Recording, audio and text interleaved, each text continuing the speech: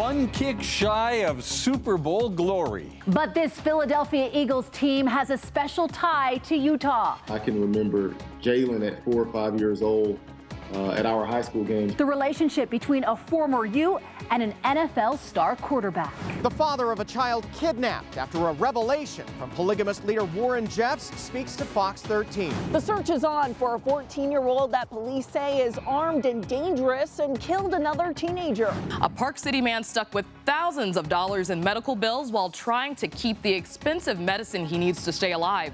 I'm Robin Oginye. We show you what happened after he reached out to Fox 13. Haze right now, but I'm tracking an incoming storm when you could see some snow. Bigfoot, UFOs, skinwalkers, discussion of all of them are now financed by tax dollars. We'll tell you where. The Super Bowl is saving owls, kind of. How a common social media slip-up is creating an unintentional partnership that makes a difference. Live from Utah's news leader, Fox 13 News at 9 starts right now. Good evening, everyone. Thank you for tuning in after the big game. I'm Kelly Chapman. I'm Bob Evans. And I'm Amy Nay. We've got a great big team here for you tonight with Utah's Weather Authority, Allison Krogan, and Fox 13 sports anchor Jeff Raniere joining us. Jeff will bring us all the exciting highlights from the Super Bowl later in this newscast. And we have all of your local headlines, but first, a really unique Utah connection to the Eagle. Oh, Amy, you got that right. You know, despite the loss tonight, nothing can take away this very unique connection, really a reunion. Brian Johnson was a fan favorite while playing football at the University of Utah, who now has taken his coaching career to the professional level, working with one of the NFL's up-and-comers, but their first meeting was long before they became Eagles. All championship games have a start. Please toss the coin. Long before the coin toss. It is tails. It's great storylines all around. Philadelphia Eagles quarterback coach Brian Johnson has a unique relationship with the team's rising star QB, Jalen Hurts. I've known him since I was 15 years old. That's right. Brian Johnson and Jalen Hurts have a history spanning 2 decades. You see, before Johnson was a coach and before his time playing quarterback at the University of Utah and bringing home a Sugar Bowl trophy,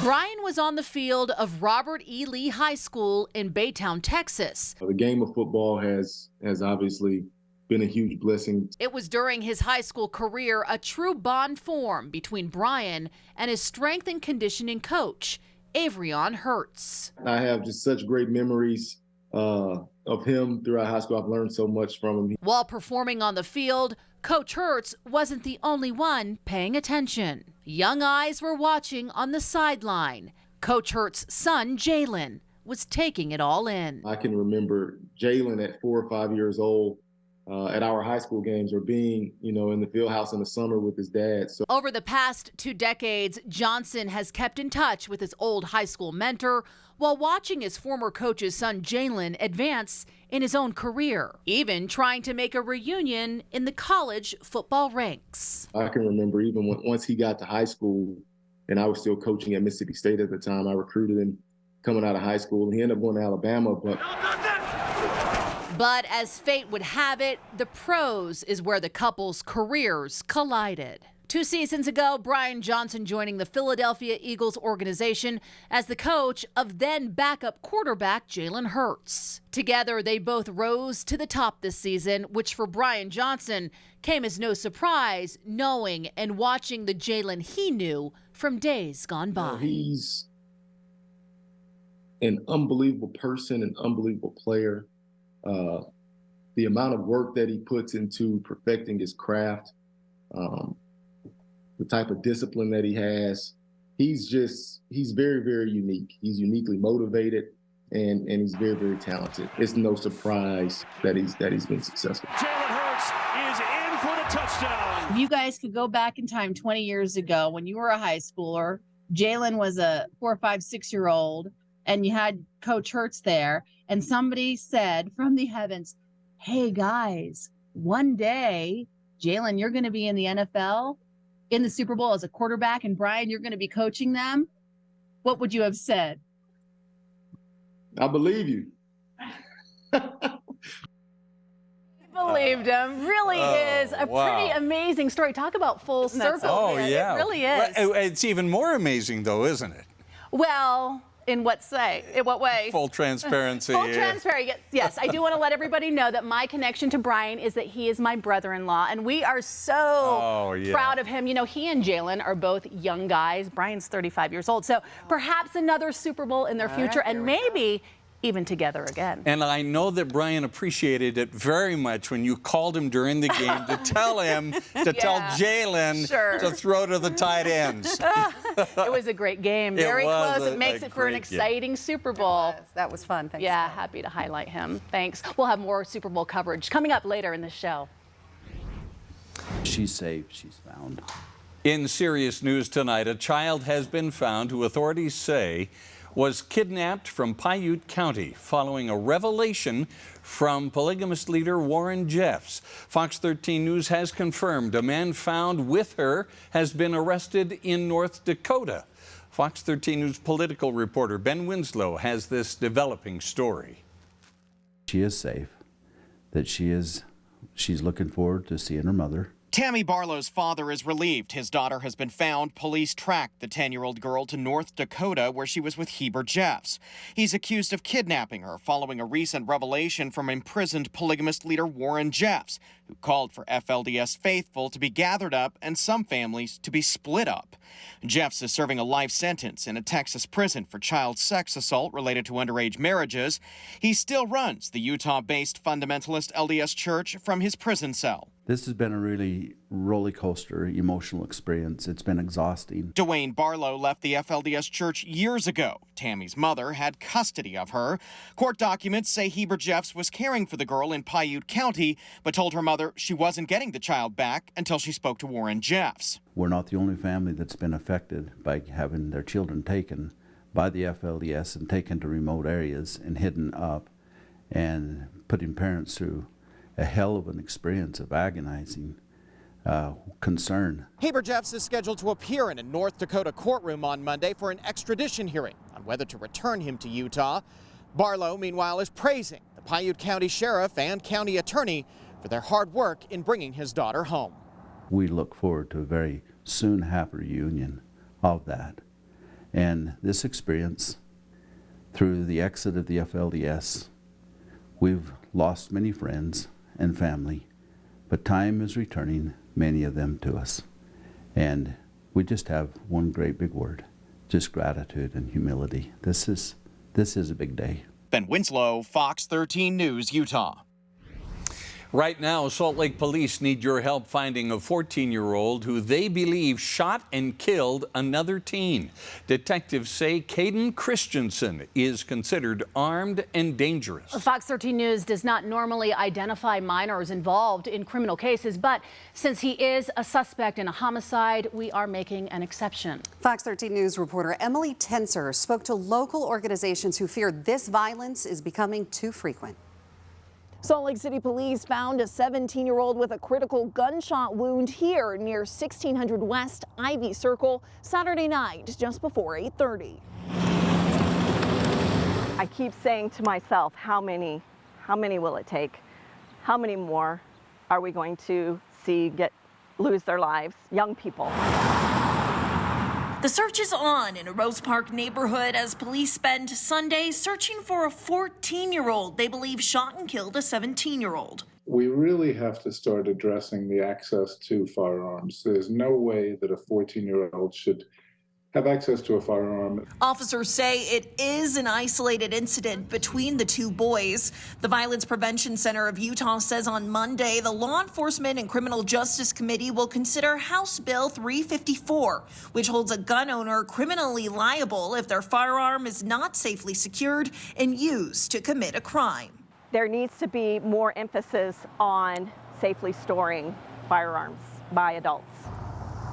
Anyone with information about Christensen or the shooting should call police at 801-799-3000 and reference the case number 23-30287. Reporting near Riverside Drive in West Ivy Circle, Emily Tenser, Fox 13 News, Utah.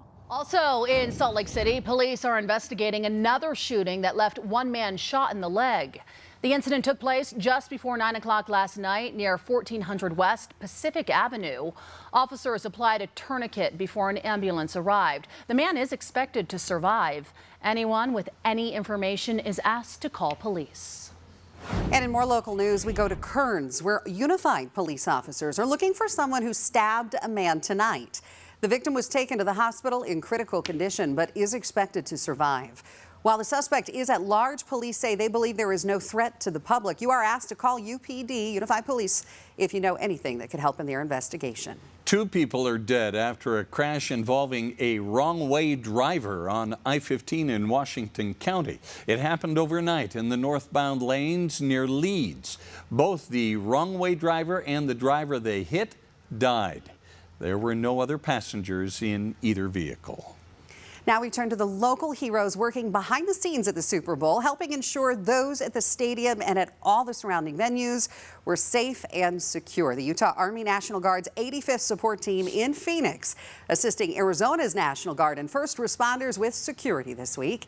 Now their main objective, to sweep more than a dozen venues looking for weapons of mass destruction and to respond to any terrorism. The planning has been going on for the better part of a year. And this is a very complex and dynamic mission. There's a lot of moving pieces and a lot of changes, and it's gone very well. That's Lieutenant Colonel Rob Dent. He says they have remained diligent and focused in what has been the largest event they've ever worked. The day went well with no major incidents, thanks in part to these local National Guard members. A lot of people staying inside, watching football and eating some good snacks perhaps today. Yes. Let's get over to Utah Weather Authority, Allison Krogan, with what we can expect for the new week, Allison. That's right. So air quality might have kept you inside anyways today, as we are tracking some moderate air Ogden down through Salt Lake. Up towards the Cache Valley, we are trending towards that orange level, which is unhealthy for sensitive groups. Same thing here in Salt Lake, a couple of our locations mixing into that orange category. Up in the mountains looking really good. Park City down through Heber, seeing a little bit of moderate air mixed in. And for Utah County, Provo down through Payson, orange air, unhealthy for sensitive groups. So you can see that haze right now. Live look from the Natural History Museum. It's 30 here in Salt Lake, 30 for Ogden right now, 29 degrees currently in Provo. And across the state, we do have mostly clear sky to partly cloudy sky across southern Utah, but we're definitely noticing the haze out there. So for the Wasatch Front through the evening hours, we're going to keep you mostly clear in mid-20s for tonight. Into tomorrow morning, waking up, heading into your Monday morning, we are going to have our temperatures about 20 to 25 for the Wasatch Front, Ogden, Salt Lake, Provo, and we are going to see the chance for maybe a few flurries across southern Utah tomorrow, mainly south of I-70 through about 7 a.m. as we do have some active weather mainly into Arizona. So for overnight temperatures, we're about 20 for Salt Lake, Ogden, and Provo for overnight lows with clear to mostly clear sky. For tomorrow here in Salt Lake, we'll have temperature of 40 degrees, mostly sunny with more haze. But we've got a cold front moving in that will improve our air and also bring us potentially some travel impacts heading into Valentine's Day. What we can expect with that incoming storm coming up. Mine is over $200,000 a year, and you don't have a choice. It's the only way you survive. I'm Robin Oginye. A man in dire straits with mounting medical bills turns to Fox 13 for help. What did we learn after talking to his insurance company? Find out coming up. It was an exciting Super Bowl. I'll tell you which locals now have Super Bowl rings coming up in sports. Yeah, I think it's a good thing because it is bringing attention to owls. Were you too busy tweeting away about Patrick Mahomes in the Super Bowl and you didn't spell check and wrote superb owl instead? Well, don't worry. We have coverage for that too. Welcome back, everyone. Imagine this if you can. You're diagnosed with what's typically considered a terminal illness. There's a medication to keep you alive, but your prescription is canceled and your insurance says they'll no longer cover the cost. That was the experience of one Park City man who turned to Fox 13 News investigative consumer reporter Robin Oginye to get some answers. There's a real cost, a tangible cost to surviving. And it's right in your face every day that this is what it costs to keep you alive. You just get caught in the typical call everybody, beg, and they don't do anything. I've got big bills to pay here because they're chasing me down. Meet Steven Syvac. an avid skier, hiker, and dad to 2-year-old terrier Merle Haggard. Human nature, we just all say, well, next year, next year, next year. 8 years ago, Stephen says he was feeling a little off. He made an appointment to see the doctor. A few hours after routine blood work, the doctor called. He told Stephen to get to the hospital and fast. Me being a macho, mid-30s guy, I said, I'm not going to the emergency room, I'm sure it's fine. And he said, no, I called ahead, they're waiting for you. You have a room ready. And that's how you find out. You go from I'm healthy to you've got raging cancer. And it's a cancer Stephen will have for life. That means a lifetime of medication and a hefty price tag to stay alive. I think the more focused and sophisticated the medication, the more expensive they get. And so there's this tremendous cost when they come out with these hyper-focused chemotherapies. And mine is over $200,000 a year. And you don't have a choice. It's the only way you survive. I take 4 per day, so this is 7 days worth. $200,000 a year, a manageable cost for years because insurance covered most of it. And then Stephen moved to Utah in 2021. For months, everything was okay, until he received some news from his health insurer. 2022, halfway through the year, Regents said, we screwed up, and we're going to redo all your bills. That money, that $15,000, doesn't count. And they redid all my bills, and I immediately got letter after letter saying you're past due, you're past due, you're past due. Bills totaling tens of thousands of dollars, one after another trickled in. He called his insurance company, hoping to get a resolution. There had to be some mistake with the system, and they said, yeah, don't worry about it. It's being fixed. And turns out that fixed meant that they were keeping all that money but wiping it out of my record and then redoing all my bills for the entire year. And the bills didn't stop. Not only had the insurance company recalculated all his bills, University of Utah Health billed him for previous visits. Stephen wrote an appeal letter to Regents in October. He received no response. The final straw? I couldn't fill the prescription. The pharmacy said your prescription's been canceled. And of course, I've been on the same medication since the first day I was diagnosed 8 years ago, so it wasn't canceled. The doctor's office said, we don't know what they're talking about. Frustrated with no answer, Stephen reached out to us. Unfortunately, Stephen, along with thousands of Utahns, experienced copay accumulator adjustment programs. That's when insurance companies and pharmacy benefit managers, or PBMs, keep the copay assistance meant for a patient and use it for more profit. The assistance a patient would receive does not count toward deductibles or out-of-pocket cost. During last year's legislative session, Senator Evan Vickers authored a bill that aimed to combat this very issue, keeping money in patients' pockets. It did not pass. This year, Senator Curtis Bramble is taking on a similar measure. He's hoping for a different outcome. We need to do something so that these individuals who are afflicted with these very rare diseases, with these very high-cost medications, that we get the assistance that was intended for them. We need to have a statute that will preserve that benefit for them. This is going to be quite a battle because the vested interests of the health insurance companies and the PBMs is substantial. Without legislation, Utahns are left with few options. That's why I stepped in and called University of Utah Health and Stephen's insurance company to try and help stop the mounting bills. Only then is when the hospital network took action, telling us they stand by the past charges, but would set up a payment plan for Stephen. A few weeks later, I met up with Stephen again. This time, some action from his insurer.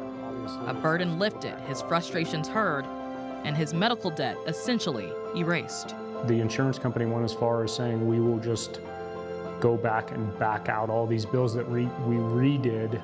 We're just going to redo them again and say that you don't owe us anything. It's amazing because it was the same people that I had spoken to last year and begged for help, and they just said, we're not helping you. And it's the same people calling me now saying, how can we help you? A new relief, not having to battle cancer and spend hours on the phone asking for help. But he knows there are so many others in the same situation, still fighting to live, trying to pay for medications and treatments they simply cannot afford. He says this: try as hard as you can not to get frustrated and just be persistent. Just stay in the game, just keep going. 16 states and Puerto Rico have passed legislation that bans copay accumulator adjustment programs. If you or someone you know has been hit by copay accumulator adjustment, there is support. That includes the Utah All Copays Count Coalition. We have their contact information with this story on our website. Robin Oginye, Fox 13 News, Utah. Well, it was a hazy day here across northern Utah. Take a look at this time lapse from the Natural History Museum. So this is facing west from the East Bench. Beautiful sunset, though. That's the only thing that we can say that's good about these inversions is with all those particulates in the air, we see some beautiful sunrises and sunsets, but we do have some changes on the way. I'm meteorologist Allison Krogan tracking our next storm that's bringing us some winter storm watches. These were just issued that are going to start Tuesday morning and take you through Wednesday afternoon, mainly for central and southern Utah, where we're likely going to see our bigger travel impacts with our next storm. So heavy snow will be possible. I-15, I-70 travel, and for our higher passes across central and southern Utah, we could certainly see some impacts over the next couple of days. But for visibility right now, up towards the Cache Valley, visibility down to about 1 mile for Logan, 5 miles for Brigham City, 4 miles for the Uinta Basin and Vernal, and then we do have good visibility across southern Utah. We are seeing a storm that's passing to our south. Our next storm is incoming from the north, so we're going to see much cooler temperatures Valentine's Day and Wednesday as that storm moves out Wednesday evening. For Salt Lake through tonight, a live look from Intermountain facing north right now. There's State Street right there. We've got temperatures right around 25 degrees throughout the night, and then into tomorrow morning, we are back to about 30 degrees by 9 a.m. with some more haze in the forecast.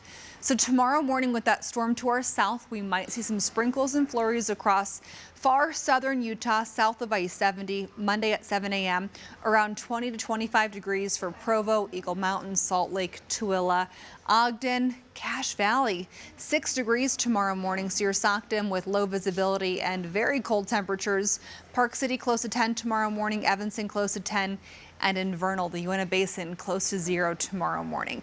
For St. George, you are mid to upper 30s tomorrow, and for the Wasatch Front, we'll have more hazy sunshine. So temperatures will be about 20 to 25 when you wake up. Then you're into the 30s starting at 10 a.m. and we're going to continue with poor air quality again tomorrow. Another orange day for the Wasatch Front for Davis and Salt Lake counties, and also up towards the Cache Valley and into the Uinta Basin. Duchesne and Uinta counties tomorrow, more orange air, unhealthy for sensitive groups. So tomorrow here across the state, we're going to continue with some chances for snow into the afternoon for far eastern Utah. And then we're going to see our temperatures for the Wasatch Front close to 40. It's just going to be hard to enjoy it because of the haze as we head into tomorrow. So there's a system off to our south. We're going to see some moisture on the north side of that heading throughout the day tomorrow. And then our next storm is coming in from the north, and that one's going to bring us some impacts into Valentine's Day and also some colder temperatures. So with that, a cold front that will likely improve our air quality. For Valentine's Day in St. George, you're going to be cooling down about 10 to 15 degrees. So you're about 40 degrees heading into Tuesday. So enjoy your 55 for Monday tomorrow. And then throughout the week, you're in the 40s for Tuesday, Wednesday, Thursday. Back into the 50s heading into the holiday weekend. For the Wasatch Front, we are around 40 tomorrow, 31 on Valentine's Day. We'll talk more about that incoming storm coming up in the Super 7-day forecast. Still to come, more local ties to the Super Bowl. Watch one former high school football coach talk about two of his former players who were on opposing teams tonight in Arizona. And did you catch this? There was an ad during the Super Bowl that aired only on the airwaves right here in Utah. We'll show you the push to spread the word about the Utah Girls Tackle Football League.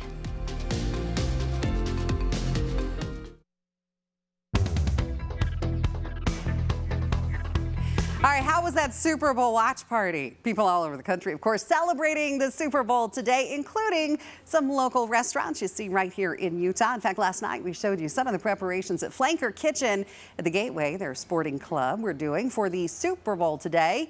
And now, well, it's all come together. Guests were able to watch the highly anticipated matchup and the halftime show on more than 60 TVs. Care a lot about halftime. We have a couple bets on some of the songs that are coming out, some things that Rihanna's going to do, so we're very excited to see the halftime show. That was a fun halftime show. In case you missed it, the Kansas City Chiefs won the Super Bowl. Yes, they beat the Eagles. Bob. Well, Amy, another local connection to both the Eagles and the Chiefs has roots in Tooele County. Sua Opeta with the Eagles and Zane Anderson with the Chiefs were teammates at Stansbury Park High School. Anderson went on to play at BYU, while Opeta played at Weber State. Both are on their team's respective practice squads, so they didn't take the field tonight. But despite that, their old coach back here in Utah is still proud they got this far. It's fun to hear from them and how excited both of them are for this experience, regardless of their roles. I mean, they're in the NFL, and people can say they're this or they're that, but you're in the National Football League and they don't pay you just to be there. You're serving a purpose no matter what it is. Pretty cool for them. Okay, for some of us, one of the big reasons to watch the Super Bowl is the commercials, right?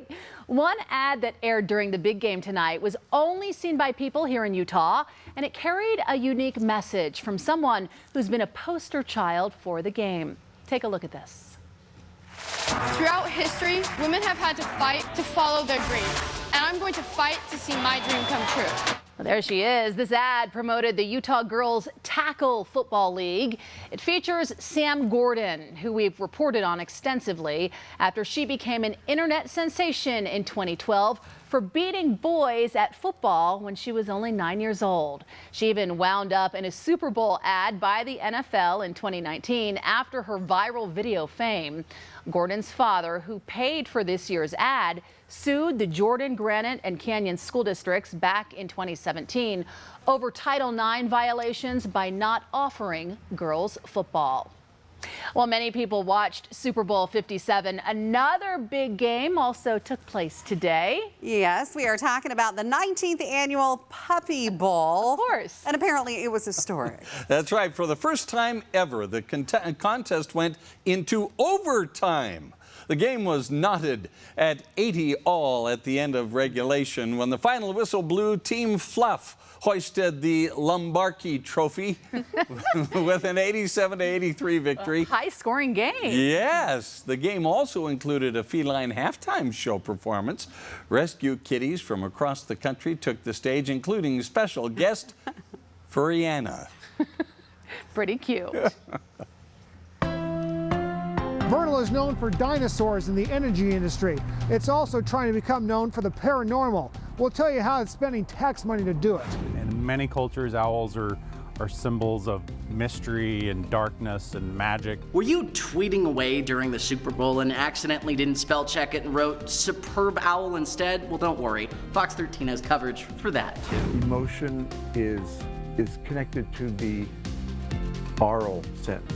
It's a feeling of loss that can be hard to describe. What happens when a beloved musician passes on and why it impacts music lovers so much.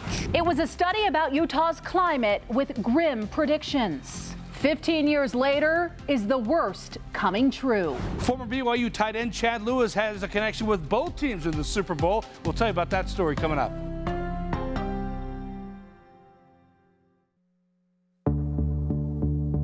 They're out like watching the stars, waiting for the UFO, waiting for Sasquatch.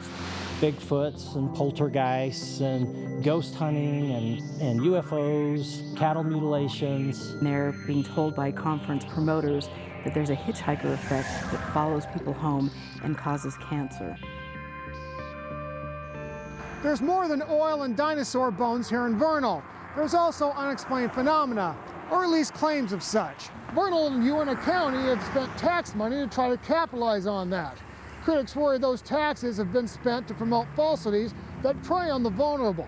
I'm Fox 13 investigative reporter Nate Carlisle. Let me tell you about Phenomicon. The ranch starts at this point. This is known as Skinwalker Ridge. Tom Winterton is Skinwalker Ranch's superintendent. The ranch is a 500-acre spread in eastern Utah. What the hell is that? You captured a UAP on camera. Supposed mysterious energies there are featured on the History Channel. We've had individuals here at the turnaround before that have had crazy things happen to them and their equipment, whether it be their cars or their cell phones or stuff. Our car and equipment did fine. More on the ranch in a moment. First, It was about 1986. I was trying not to get emotional. I was outside looking out and I see a black triangle craft on the mountain in my hometown. Meet a Phenomicon attendee, Stephanie Tippett. I was on the hillside hovering, so I felt like I was connected to it. And she's not the only one that believes in the unexplained. Organizers say the 2022 Phenomicon drew about 1,000 people from more than a dozen states and even a few foreign countries here to Vernal, not far from Skinwalker Ranch. But there's no mystery about how the conference is financed. Yeah, why not Phenomicon, right? So Phenomicon was created about 3 years ago, just trying to fill hotel rooms, people in restaurants, just trying to balance our economy. Alicia Colthorpe is the Director of Travel and Tourism for Uintah County, where Phenomicon has been held the last 2 Septembers. We've got Skinwalker Ranch, we've got Blind Frog Ranch, so why not create an event like Phenomicon where we bring in speakers for 3-4 days, Phenomicon, and it's a registered trademark. Uintah County has it as a registered trademark. They're promoting information that isn't based in fact. Not only that, but it could be potentially harmful to people's mental health.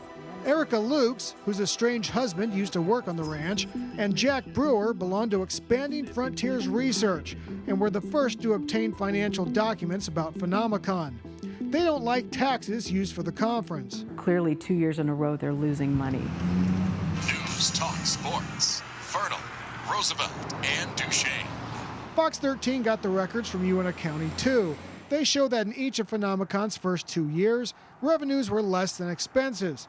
In total, the conference has lost about $24,000. That's not the only public resources for Phenomicon. It gets free use of the county-owned conference center and the labor of government employees who organize and operate it.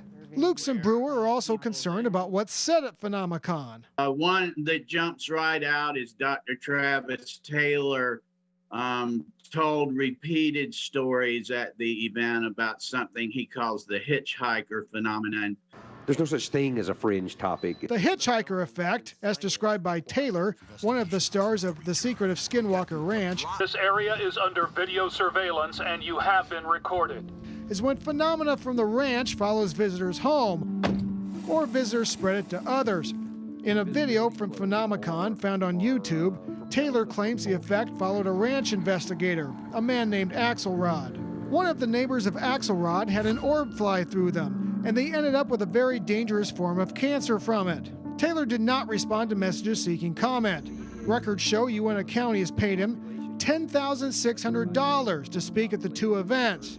Winterton received about $3,400 for Phenomicon 2022. He also sits on the planning committee. There's a couple people that are going to benefit financially from this conference, and they also sit on the committee. Because they're the ones, they know the content, like they know the people, they've got the relationships. I mean, without them, we wouldn't be able to get some of these big name speakers. Phenomicon is financed from taxes Uintah County and Vernal impose on hotel and motel rooms. This is actually one of the only prop surviving production of Close Encounters of the Third Kind. The conference has no direct financial ties to Skinwalker Ranch, according to its owner, Brandon Fugel, and the records reviewed by Fox 13. Walk sign is on. Colthorpe contends the real value is the money Phenomicon makes for local businesses. 3, 2, 1. She estimates it to be $1 million. What's the budget for 2023? $150,000. As for the science, you're not concerned about any scientific misinformation being spread at the conference? I'm not. Nope, I'm not. We hire high caliber speakers to come in. Can you scientifically prove that Bigfoot's real? You're asking me? Can you? I can prove there's no evidence of him. I mean, I can say there's no evidence of him. So should we not invite Bigfoot then, because we can't scientifically prove? I don't think that anything paranormal can be proven scientifically. It's why it's classified as paranormal. What's the difference between Phenomicon and, say, a Renaissance festival or Wild West days, which may not be historically or scientifically accurate either? You're not seeing a big push down people's throat where you're being presented information repeatedly that cannot be substantiated.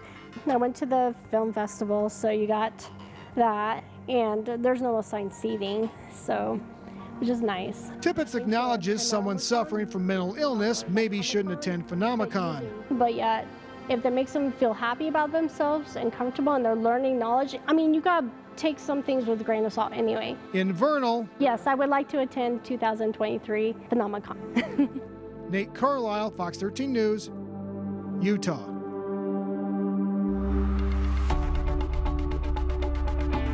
All right, switching gears a little. How was the halftime? It was a little fun, right? I'm sure everybody's got an opinion on it. The Super Bowl halftime show has really grown over the years to feature the biggest acts in the music business. Tonight, it was pop icon Rihanna. Past artists include Michael Jackson, the Rolling Stones, Lady Gaga, and U2. Bob? Kelly and Amy, we Americans love our music. In fact, when our favorite artist dies, and we've had a few lately, we really do mourn. Tonight, a look at why. She was named one of the 100 most influential people in the world by Time magazine. But it was this man who was the king of pop. And when he died in 2009, his fans were shocked. His music was a part of them.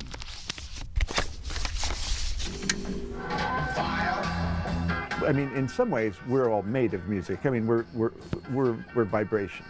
You know, we're you know, at the molecular level to the pulse level. I mean, we're all about that. Michael Hicks is a retired professor of music at BYU. He has studied and written on pop music's influence on society and on us individually. There's a direct connection from the ear to the heart. Emotion is connected to the aural sense in a way that the visual is not. There is the thought that the music we listen to in our formative years actually shapes who we become and becomes the soundtrack of our lives. I would totally agree. A soundtrack of your life? I would agree. I would totally agree with that. Craig Farron is a professor of music at Salt Lake Community College. He says as we age, our music catalog continues to grow. And so each successive song that we hear is just one of 1,000, whereas in our teenage and college years, we're affected more by those smaller numbers.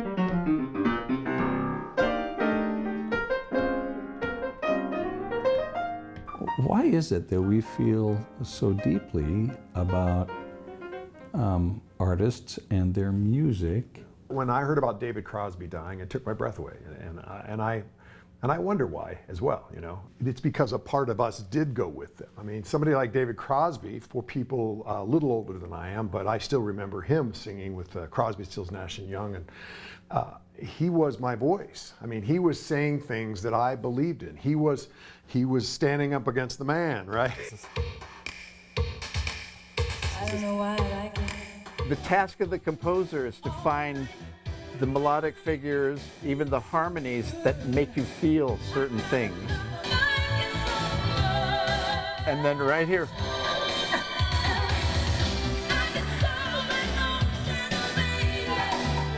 That change just gets to me every time I hear it. It's like, I do get so emotional, and I can apply it however I want. Clearly, you're feeling something. I'm hearing it for the first time, and I'm feeling something too. Yeah. I get the buildup, I get the release and the flume ride down on down. Yeah. So where does that come from? How does that resonate with each of us? Well, it is biological, I'm sure. How it's biological is something that people have been exploring for centuries.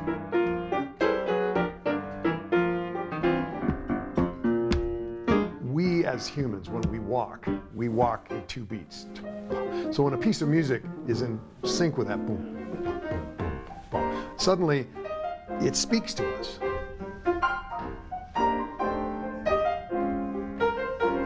Yeah, it's that toe tapping, those sometimes soaring emotions that connect us to our favorite artists, and so even more so to their music. So sure. If you find yourself a little on the sad side, on the inside, than you are on the outside at the passing of someone who provided the soundtrack to your growing up years, well then there's a reason for that. Their music really is a part of us. Yeah. I loved what Kurt said as well. Sometimes they were your voice. Yeah. You know, they were expressing things that maybe you couldn't put into words or into music. Sure, like a It's pretty soundtrack neat. to your life. I love that feeling when you hear a song and it sparks a memory and it brings you back to a time or place or emotion in your life. It's happened to all of us. Yeah, It was fun to explore that. It Bob. sure is, and of course I could go on and on and on and on, but I'll spare You're a all music of us. man. You are growing up as a musician, you know, you kind of feel it. So. Oh, I like it. Great story, Bob. We've got much more for you coming up. It's a typo that someone's bound to make when they're texting about the Super Bowl. We're taking a closer look at Utah's superb owls and ongoing conservation efforts for the birds. And coming up, we're tracking more haze heading into tomorrow as we continue with orange air quality, unhealthy for sensitive groups.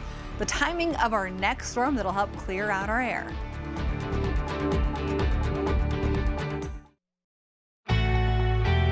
Hi, I'm Carrie Kronk. I know it can be difficult to find a place to live in Utah that's both affordable and safe, but it can be even tougher for college students. I talked to someone who came up with a new tool to make it easier. She says it's about knowing as much as you can before you sign that lease. Maybe they're fantastic on cleanliness, but the management is very not friendly. And depending on what students are looking for and what they value, they can find the information they need. Coming up on Good Day Utah tomorrow morning, I sit down with a former student who may have the key to finding the best and most affordable student housing. Plus, I'm Dan Evans, and I wanted to share some outdoor fun with you. Before the spring warm-up comes, Utah families have the perfect chance to get out into nature and enjoy the winter. This week, I headed out to Deer Creek Reservoir to find out some of the ins and outs of ice fishing. And I found out it's a great and inexpensive way for a family to bond while getting in touch with nature. As long as you have some sunscreen and sunglasses like I've got, it's just very enjoyable. Then catch a nice fish or two, and it's a wonderful memory. Plus, you could feed your family if you like to keep the fish. Did you know you can get a fishing license in just minutes online, and for just $20, it lasts all year long? I've got the tips and tricks to make a trip onto the ice both safe and plentiful. Plus, I may share my favorite trout recipe Monday morning on Good Day Utah. He may share it. May. Stay tuned for that. May. All right, inevitably during the Super Bowl tonight, the spelling mistake was made, moving the B and writing superb owl, as you see right there. Yeah, don't be too hard on yourself if you made that mistake. That's right. Believe it or not, it can actually help generate conservation efforts for owls right here in Utah. That's a good thing. It is. As Fox 13 News reporter Spencer Joseph shows us, there is a lot to give a hoot about. You probably know that sound. Owls are really special birds.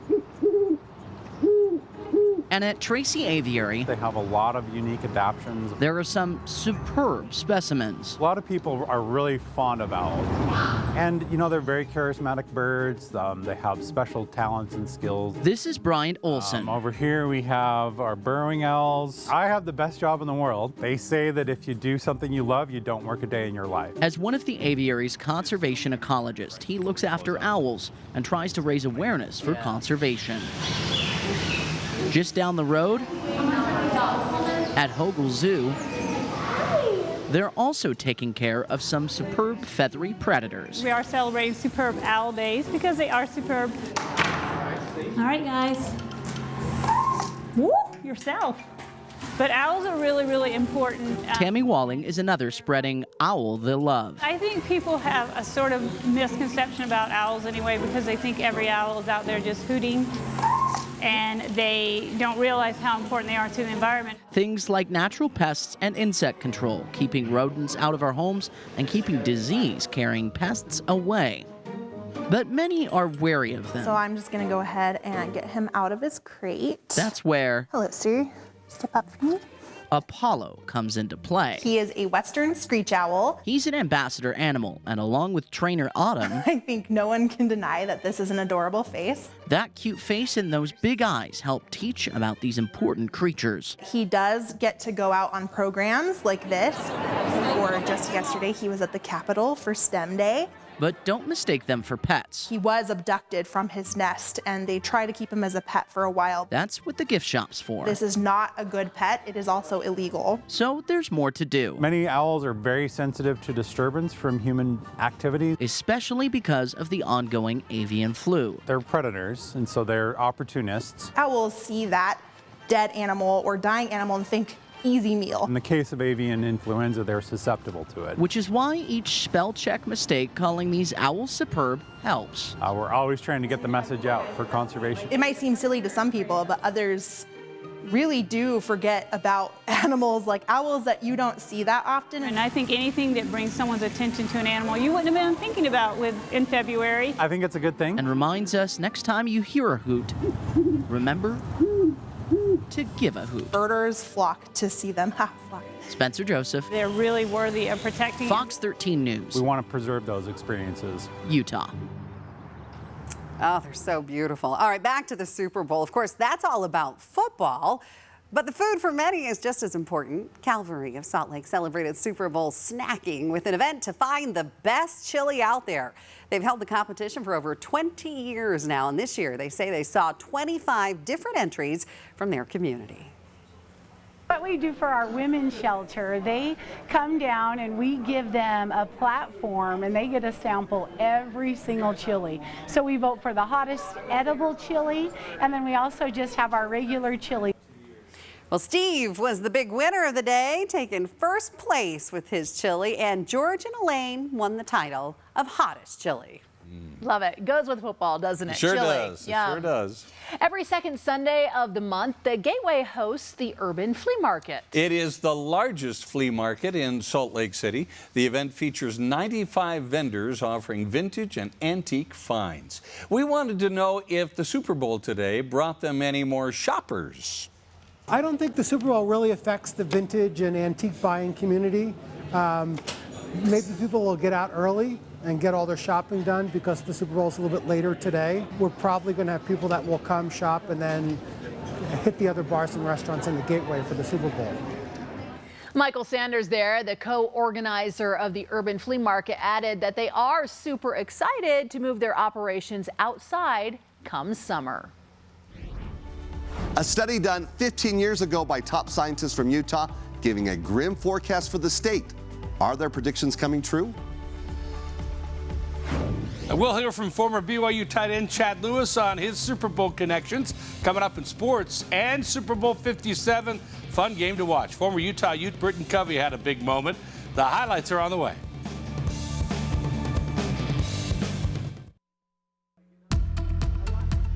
Well, I'm meteorologist Allison Krogan with Utah's Weather Authority. I'll have your full forecast coming up in just a moment. But 15 years ago, at the request of then Governor Jon Huntsman, a team of local scientists were asked to look at the impact on Utah regarding global warming and climate change. But were their predictions on target? Meteorologist Breck Bolton has the answer. This is the actual report that was compiled by these top scientists 15 years ago. It forecasted that big changes were in store for Utah due to climate change. At the 10-year anniversary, we aired a story showing that all the predictions were coming true. Fast forward another 5 years, and the results are alarming for the outlook in Utah. Heat waves, extensive droughts, intense storms, depleted lake levels. These are the new realities for the state of Utah. The report published back in 2007 aimed to warn of these consequences due to climate change by offering predictions in 3 areas. Where do we stand now? Let's take a look. First, temperature prediction.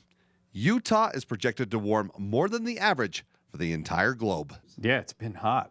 I mean, when we look at the last decade, it's probably hotter than the decade before in Utah. Each decade gets progressively warmer. Jim Steenberg, an atmospheric science professor at the University of Utah, was part of the original team of scientists and a contributor to the report that predicted more heat waves. At the 10-year mark, we were coming off a record-breaking hot summer and warm winter. But over the past 5 years, we continue to smash records. 2021, hottest summer on record, noting that we saw the all-time hottest temperature for the state of Utah at 117 degrees in St. George. 2022, new record, hottest summer. Last year, we saw 34 days with temperatures at 100 or above in Salt Lake City, and we tied the hottest temperature ever recorded in Salt Lake City at 107 degrees, and we saw that in September. Steenberg and his colleagues were spot on with their temperature predictions. And in Salt Lake City, a really hot day might be 105, say, in the summer. But by the end of the century, it might be closer to 115. Next, let's focus on precipitation. More frequent heavy precipitation events separated by longer dry spells. Greater fraction of precipitation will fall as rain instead of snow. Historically, this has been one of the worst droughts the state has seen. John Meyer, assistant state climatologist from the Utah State Climate Center. And so droughts are expected. But to have multi-year droughts, that's when the impacts really add up. Even though we've had a good snow year at the higher elevations, it's the type of precipitation for the lower elevations that is concerning. We are warming up, and so that is doing is shifting us more towards a rain regime. So a gallon of rain is not equivalent to a gallon of water in our snowpack. So not only are we looking at the amount of water generated, but the quality as well. Finally, water quality. Warming of lakes and rivers, including algal abundance. Last year, we had 31 water bodies across the state that had an advisory issued for a harmful algal bloom. Dr. Hannah Bonner, an environmental scientist with the Department of Environmental Quality, emphasizes that algal blooms are spreading to new bodies of water throughout the state. Willard Bay had a health watch posted, which was an area we haven't seen these blooms in before. Just last year, they added 9. With recent evidence and data, the negative impacts of climate change are happening in the state. With legislative efforts to deal with the Great Salt Lake and other climate issues, we can look at these predictions with effort to plan and prevent rather than wait and react. From the Fox 13 News studio, I'm meteorologist Brett Bolton. Can't say we weren't warned, I suppose. No, that's true, but it is such a complex issue with so many different moving parts. And I think the most controversial part when I talk to people about this issue is they don't know how much they're contributing to it. And I think that's where we get into a lot of the controversy these days is how much are humans participating in this and creating that, and what is the solution? As he was saying, it's best to plan and prevent than it is to just wait and react. Yeah. And we can hope Mother Nature helps us out a little. We've got a storm on the horizon, right? We do, and we've had such a great water year so far, which is fantastic. We need more of that, though, without the breaks in between. So what we're watching for in our 7-day forecast is, yes, another storm on the way, and our air quality for tomorrow will continue to be poor. So let's go ahead and start with this, and we'll talk about the incoming storm, because as we look at our air quality forecast for Cache, Salt Lake and Davis counties tomorrow, and for Duchesne and Uintah counties tomorrow, we are looking at orange air quality, which is unhealthy for sensitive groups. Temperatures into tomorrow morning, we're going to be looking at about 10 to 25 degrees for much of Utah. For Salt Lake, 27, 22 in Tooele tomorrow morning, below zero for Alta, Monday at 8 a.m. So we're wrapping up the weekend right now. I hope you had a great Super Bowl Sunday. We do have temperatures heading into tomorrow that'll be about 40 degrees for the Wasatch Front, but with that poor air quality, it's going to be hard to enjoy. There is a storm off the coast of Southern California that's going to pump a little bit of moisture into southern Utah tomorrow and eastern Utah. As we're looking at our chance of precipitation, though, here across the next couple of days, for Ogden, you're looking at some widespread snow Monday night, and then by Valentine's Day, some scattered snow.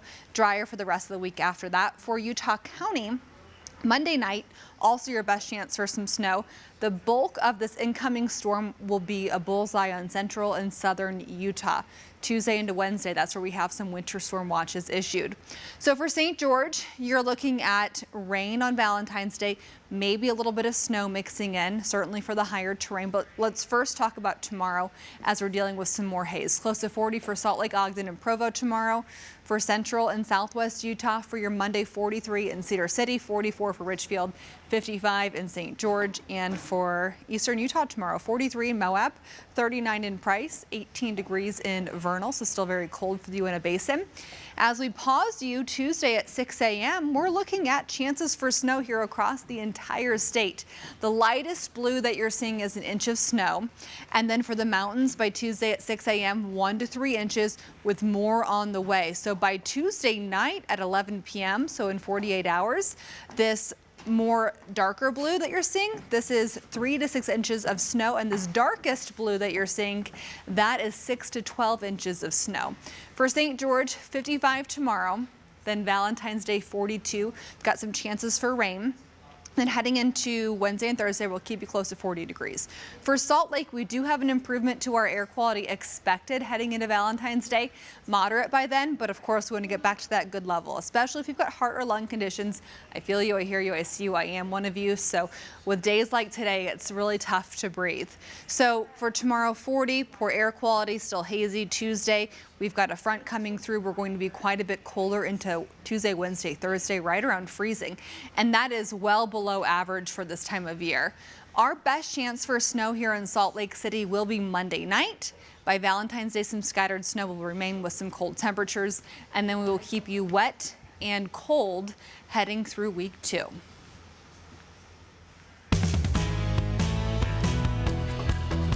The Super Bowl 57 between the Kansas City Chiefs and the Philadelphia Eagles went down to the wire. The Chiefs were in control in the first half. Jalen Hurts runs it in for a touchdown, and the Eagles are up 21-14 in the second quarter.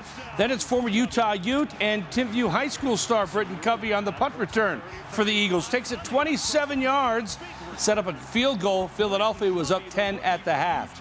But the Chiefs came out strong in the second half. Patrick Mahomes wide open to Kadarius Toney. Easy touchdown. The Chiefs were up 1. Then later in the fourth quarter, same thing, other side. Mahomes to Sky Moore. Another easy touchdown. Kansas City put the Chiefs up by 8. Back came the Eagles. Hurts was the third touchdown run of the game. They made the 2-point try and tied the score at 35. But Harrison Butler kicked the game-winning field goal. The Chiefs won at 38-35. It's his second Super Bowl title for Andy Reid, who played at BYU, and Alex Whittingham, who played at Utah, and 2 former Cougars, Zane Anderson and Matt Bushman. Former BYU tight end Chad Lewis has a connection to both teams in the Super Bowl. He played for the Eagles and has 2 special relationships with the Chiefs. Here's Fox 13's Andrew Urban. McNabb back in the end zone. Lewis. Touchdown. A career-defining moment. Play action. A pair of touchdowns that led to an NFC title and a trip to Super Bowl 39. Lewis. But an injury Chad Lewis knew he'd have to overcome. Touchdown, and they will. To go through the hurdles, the challenges, the luck, everything to get back for a 4th time and to beat the Falcons and know that we were going to the Super Bowl was the most thrilling moment of my football career. It was so sweet. And it was contrasted with the fact that I just tore my Liz Frank with 3 minutes to go in the game, catching a touchdown pass. When I caught that touchdown, my foot popped. I had what I can only describe as a divine moment where I knew that everything was going to be okay. It brought me a ton of peace, and that was 18 years ago this weekend. Lewis played under current Kansas City head coach Andy Reid and many others from Super Bowl 57. He's the greatest coach in the NFL. His love for people, players, he's rare. Like, there's no one else like him. And now there's family ties. His son-in-law, Matt Bushman, takes the field with the Chiefs. I asked him a simple question. Who you got? The Eagles are my team. That's where I played. I gave my Liz Frank to the Philadelphia Eagles. I gave him a life. And now I have my son-in-law playing for the Chiefs. I'm so proud of Matt. I'm here with him, supporting him in every way. I'd love for him and my daughter Emily to have a Super Bowl ring. Absolute family. I'm super grateful. Andrea Urban, Fox 13 Sports. Yeah, Bushman now has a Super Bowl ring. 7th-ranked Utah women's basketball team looking good as pink as they took on Washington. Tyson Young, 3, put the Utes up 11 in the third quarter. She had 13 points. Then they go inside to Alyssa Peely. She's money down low. She scored 2 of her team-high 15 points. The Utes won at 73-59. They are 22-2. What a football game. It was a lot of fun. Yeah. Anytime it goes down to the wire and there's excitement to the end. So much better than pretty a good. blowout. It was so much better. We had a lot of local interest, so it was good. You know, somebody was going to walk away winners and some were losers. You know what? Still a winner to get to that level. Absolutely. Have that experience. No doubt. Cool. Thanks for staying up with us.